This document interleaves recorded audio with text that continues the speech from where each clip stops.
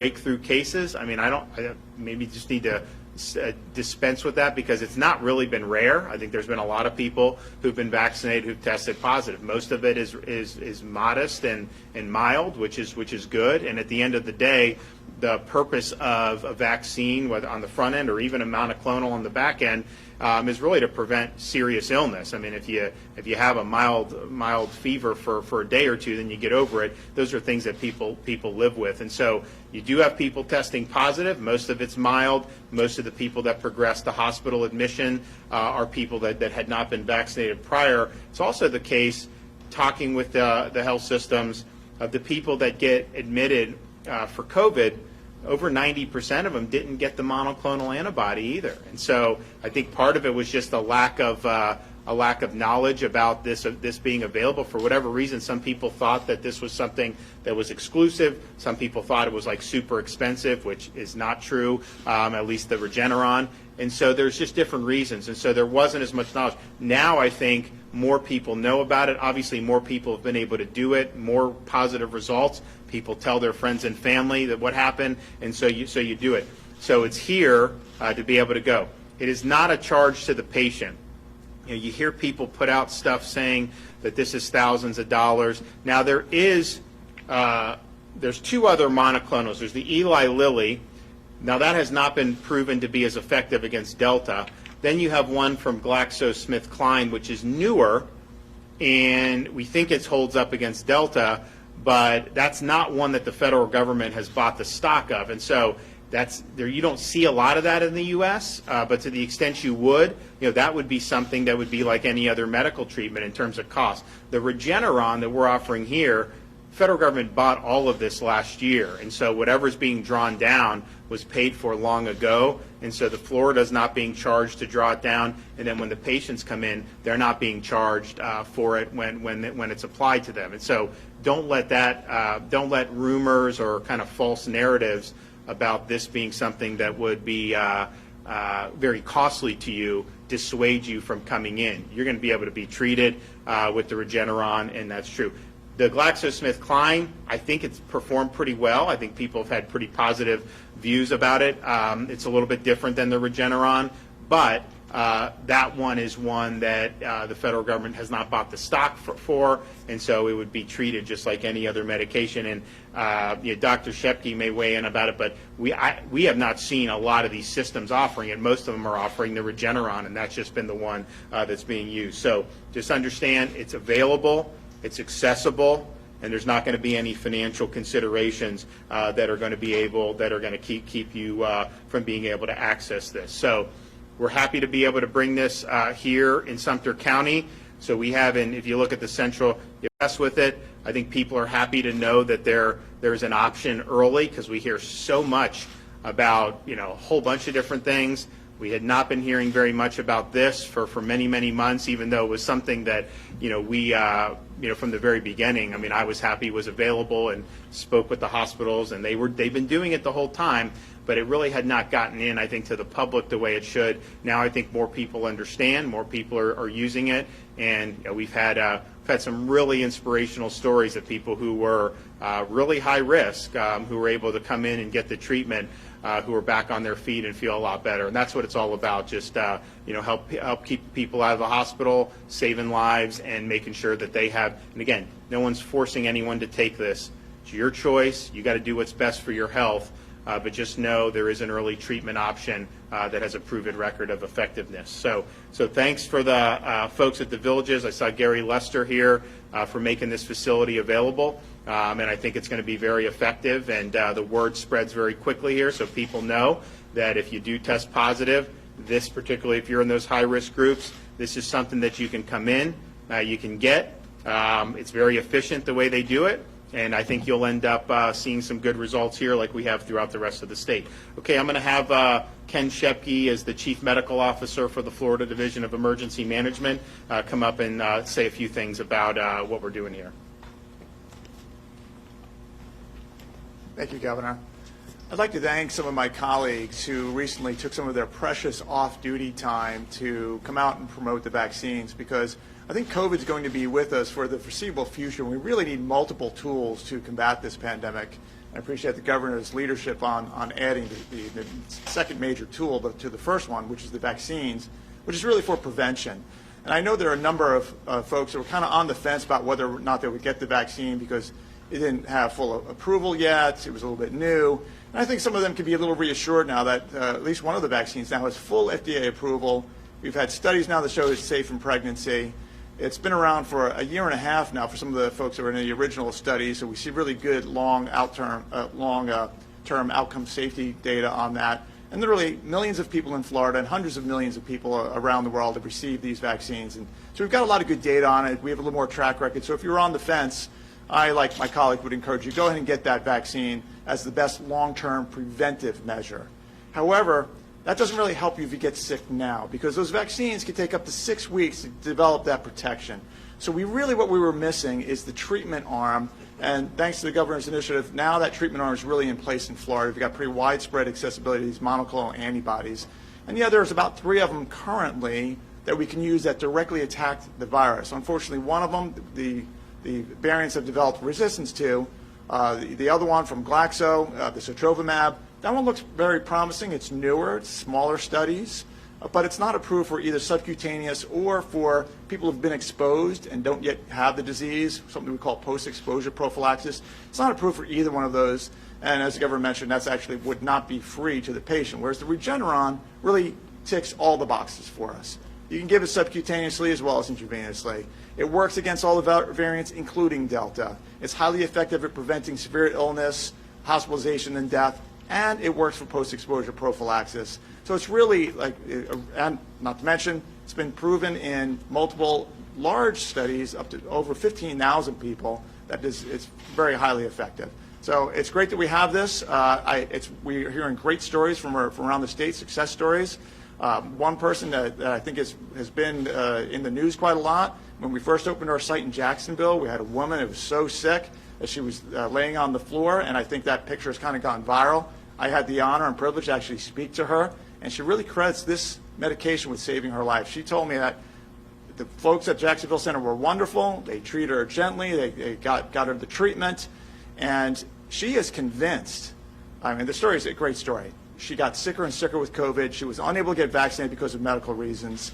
Her mother, a 77-year-old mother, had watched some of the governor's news conferences on monoclonals and told her how she could go to the Jacksonville site to get the monoclonal therapy.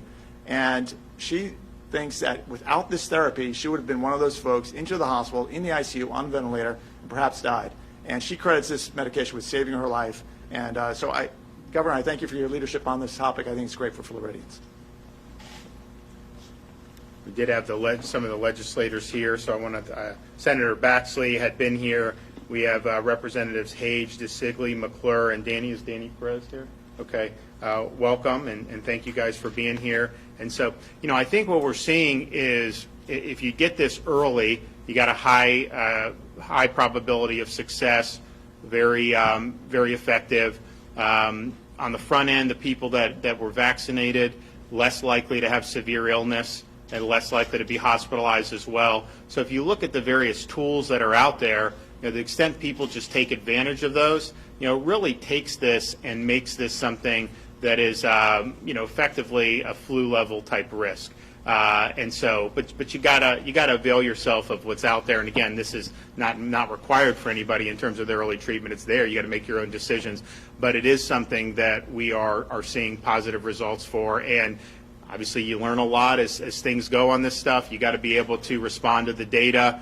Clearly, the vaccines are keeping most of these people out of the hospital, but we're not building the herd immunity that people hoped. I mean, if you look like in Sumter, you've got a huge percentage of people, adults, that have gotten shots, and yet you've still seen a wave when people said if you just had 50%, then you wouldn't see these waves. In fact, you look at places like Israel, you look at some of the places we have in Florida that have very high rates here, Miami-Dade.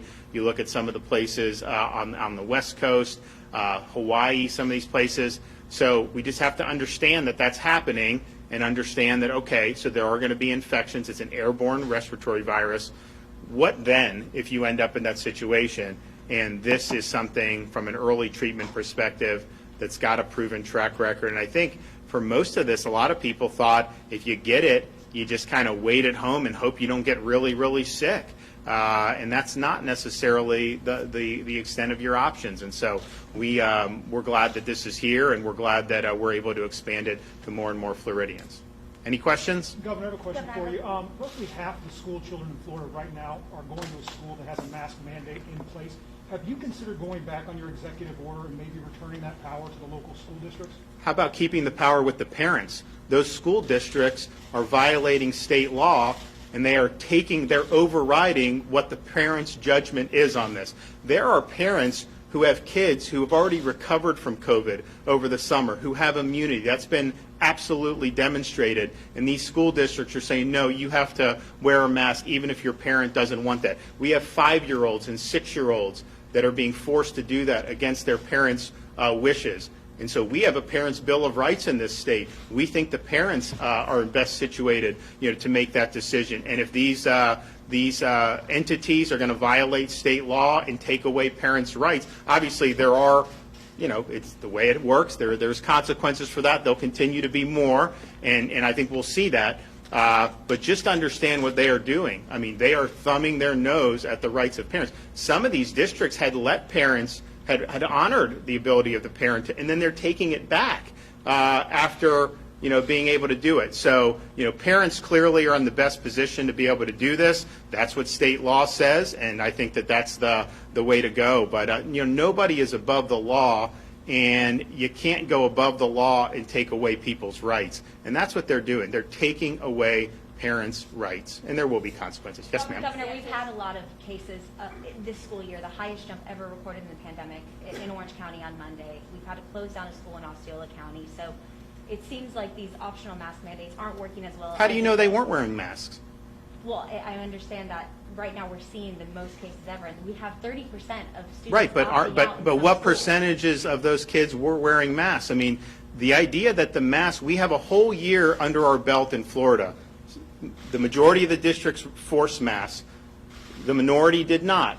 The results were not statistically significant. So yes, there's going to be positive tests. There were last year. There will be now. We're starting school year where the wave had already crested last year and it was really down. This year was more in the middle of it. And so that's just the reality. But to attribute that to the mask, you don't even know that they're getting infected in school. And in fact, the evidence is that they're much more likely to get infected in the community and at home than they are in the classroom. And so I'd be very careful. I understand, respectfully, people in your profession love having kids in masks. I get it. You guys have taken an editorial position on that. Very clear. The data doesn't support it. There's a great article actually in New York Magazine, of all places, that went through this 3,000 words, very thorough view of all the evidence and lack of evidence. And I would point to, England just put out school guidance. You have other countries in Europe that have been doing it where they're respecting parents' wishes,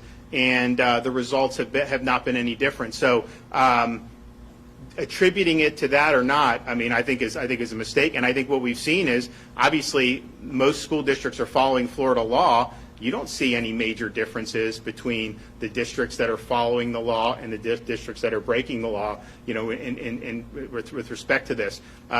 So I would just say that, we're in a situation where I think parents can best apprise that. I also would say, look at how Europe's handled it. Look how England is advising. Don't send healthy kids home. If they've been exposed, tell the parent. Let the parent make that decision. But if people are healthy, they shouldn't be sent home. Recognize kids that have immunity conferred through infection. Do not send a healthy immune kid home, unless they're. So I think that there's a lot of things. But at the end of the day, I think there's a lot of people that want to politicize. Remember, a lot of the people who are the noisiest about some of this wanted the schools closed last year. Remember, I got sued because they wanted the schools closed. They didn't want to even have to open the schools. And so I think these are a lot of the same people who don't want to follow state law and who are kind of, going about it that way. But at the end of the day, I can tell you, we think the data is very clear, and we think parents should be making those decisions. What consequences can these districts face? You spoke about the proactive measure of getting vaccinated. You also talked about the importance of the reactive, which is the monoclonal antibody treatment. masks should play when it comes to They should not be mandated. No government entity should force you to do that. That is your choice. If that's something that you believe provides you protection, no one is going to say anything to you, but that should not, absolutely not be mandated. Obviously, it can't be mandated in the state of Florida, and that's an individual's choice. I will say that from a scientific perspective, you have even some of these experts now are acknowledging with an aerosolized virus, a piece of cloth is not going to stop the aerosols.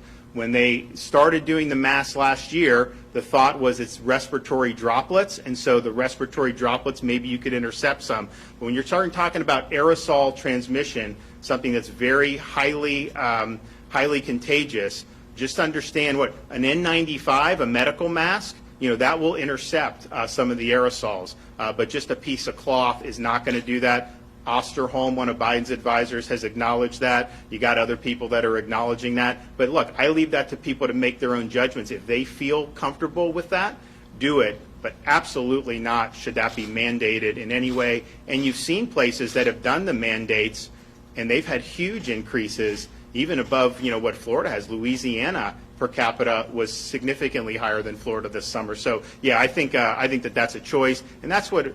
We trust people to make their own decisions in this state. We are not going to be bludgeoning people with restrictions and mandates and lockdowns or any of that stuff. It hasn't worked, obviously. It has immense cost to society, and so you're going to be able to make those decisions for yourself. And I think our job is to be able to protect your right to be able to make those decisions for yourself. You mentioned additional consequences. What do you Anyone else who hasn't had a chance to ask? Yes, ma'am. I haven't asked one yet.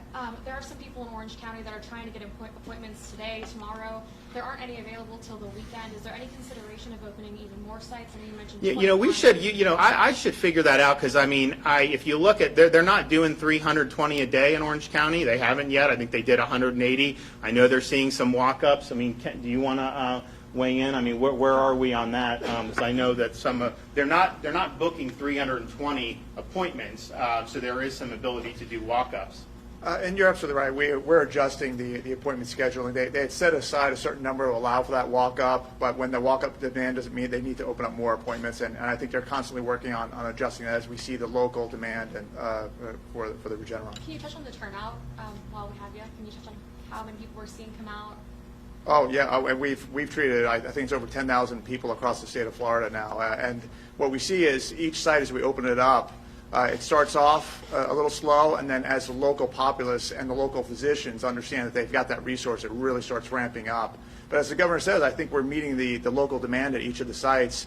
And the reports I've gotten, I've literally spoken to dozens and dozens of people around the state, is they're able to get those appointments the next day or 2 days. And it's really important, and it's an important message. This is something we want you to get early. Like every other medical treatment, the earlier you get it, the more effective it is. So if this particular site, we'll look at the scheduling there and make sure they're opening up enough to make sure that folks can get in there right away. Yeah, I think it's important to, and so we're going to look into that because it is important to do it early. And so if you are booking somebody out 3 or 4 days in advance, but you're doing 180 when you have the ability to do 320, are you saving that for walk-ups or whatnot? So we're going to look into that because I think at the end of the day, we want everybody to get treated who needs it. And the earlier, the better. Look, maybe some of these people that wait a few days, maybe it ends up being okay. But I can tell you, the minute you know you need it, get it. And that's really what we want to be able to do. So I know some of these sites have walk-ups. So we'll look at the Orlando one. It has not done over 300 though in any of the days. It's been open now a week or two. It has not maxed out on the daily, at least when the numbers we're getting. So there is more capacity. If we do need to expand capacity, we probably can expand within that footprint. And I know we've thought about doing that in some other sites as well. It hasn't been required yet because we've been able to manage. But yeah, I think to book people out too far in advance on this, it's one thing to book people a week out, unlike when we were doing the vaccine, because obviously a lot of people wanted it, you had to do it, whatever. But this is very time sensitive, and I think it's important that we're able to get it done. So one more. Should a prospective patient talk to their primary care provider for any reason before coming here to be? It's a great question. So if you're somebody that is COVID positive, should you talk to your physician before coming here? The answer is You absolutely should do what you think is appropriate in that regard. You do not, however, need to get a prescription or a physician referral. The Surgeon General in Florida has issued a standing order, and so you can come in without having done that. And again, we're not saying don't consult, because obviously I think you should consult with your physician on all this stuff. I think that that's healthy, but it's not going to be an issue of where, oh, well, the doctor's not in the office, I can't get the prescription, so I can't come to the site. No, no, no. The site's open. There's a standing order, and you be encouraged to be able to come. And look, the folks here, they know kind of all this stuff. They know where it is. But like I said, particularly people, once you're like 50 and above, you're pretty much going to qualify for this treatment. And so it isn't going to be like people are going to be turned away. Look, if an 18-year-old marathon runner comes in who's like in perfect shape and perfect health, that probably wouldn't fit into the EUA. But by and large, folks that are at risk are going to be able to do it, and that is standing, and it does not require that you consult with a physician beforehand. That's up to you, and it definitely doesn't require you to actually get a prescription. And that has one of the reasons why I think it wasn't known as much is that the hospitals were offering it, even some individual physicians were, but it was based on physician referral, so it wasn't anything you could just go do. Now we've been able to open it up more, I think, and make it more accessible. Raise the visibility, but also make it more convenient for people. And again, when you're in a situation where you have higher prevalence in a community, you gotta just recognize that there's going to be people that are gonna need this. And so we're glad that is the case. Okay, I got to go to the next one, but we'll see you guys soon. We'll take care. Question, Governor?